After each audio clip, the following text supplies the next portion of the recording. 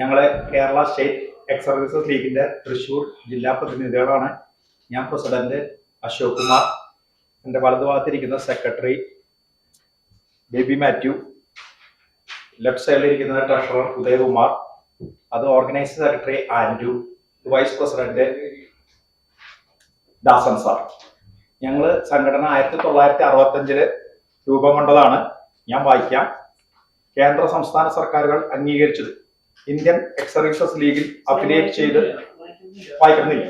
അപ്പൊ ഞങ്ങളുടെ സംഘടന 65 രൂപം കൊണ്ടു. ആർമി, നേവി, എയർഫോഴ്സ് മൂന്നും കൂടിയുള്ള കേരളത്തിലെയും ഇന്ത്യയിലെയും ഏറ്റവും വലിയ സംഘടനയാണ് ഞങ്ങളുടെ 60-ാം വാർഷികം പ്രമാണിച്ച് കോഴിക്കോട് ഈ വരുന്ന ഫെബ്രുവരി 14-ാം തീയതി ഒരു മഹാസമ്മേളനം നടത്തുന്നുണ്ട്. അതില് കോഴിക്കോട് എംപിയും MLA ആണ് പങ്കെടുക്കുന്നത്, തമ്മിൽ ഈശ്വരുണ്ട്.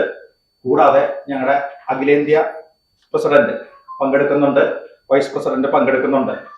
അതില് നമ്മുടെ കേരളത്തിൽ നിന്ന് PVSM, AVSM ഇതെല്ലാം കിട്ടിയ വ്യക്തികളെ ഒരു ജനറൽ സുരേന്ദ്രനാഥ് ഉണ്ട്, അദ്ദേഹത്തെയും വേറെ 2-3 ഇതുപോലെയുള്ള മെഡൽ കിട്ടിയ വ്യക്തികൾ കേരളത്തിലുണ്ട്, അവരെയും ഞങ്ങൾ ആദരിക്കുന്നുണ്ട്.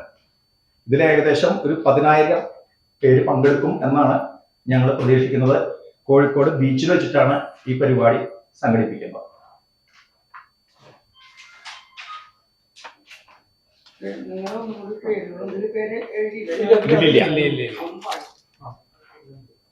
ഞാൻ ജില്ലാ president Ashok Kumar K,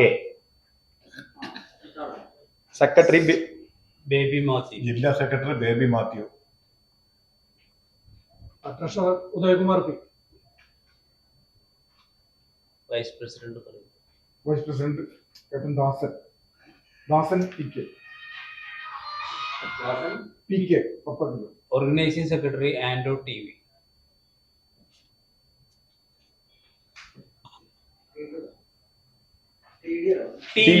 television. ഈ സംഘടനയിൽ എത്ര പേര് അംഗങ്ങളുണ്ടാവും? 1,00,000 കേരളത്തിലുണ്ട്. ഞാൻ തൃശ്ശൂർ 10,000 മേലെ.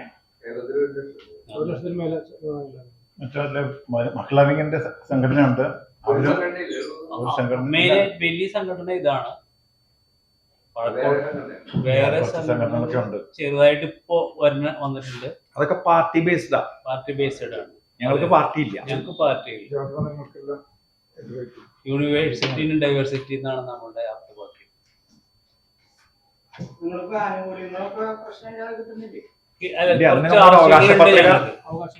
അവകാശ പത്രിക കൊടുക്കുന്നുണ്ട്.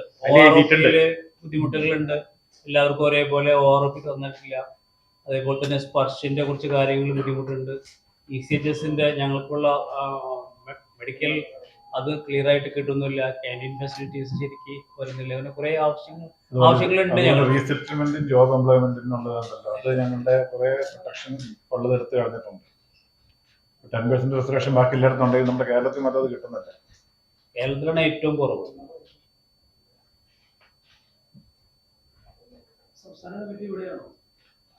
തിരുവനന്തപുരത്താണ് ജില്ലാ കമ്മിറ്റിയാണ്. ഓരോ ഡിസ്ട്രിക്റ്റിലും ജില്ലാ കമ്മിറ്റികളുണ്ട്. 14 ജില്ലയിലുണ്ട്. എല്ലാ ജില്ലകളിലും ഇതുപോലെ പത്രസമ്മേളനം നടത്തുന്നുണ്ട്. ചിലവര് നാളെ നടത്തണമെന്ന് മാത്രം. ചില ബ്ലോക്കുകളും നടത്തുന്നുണ്ട്.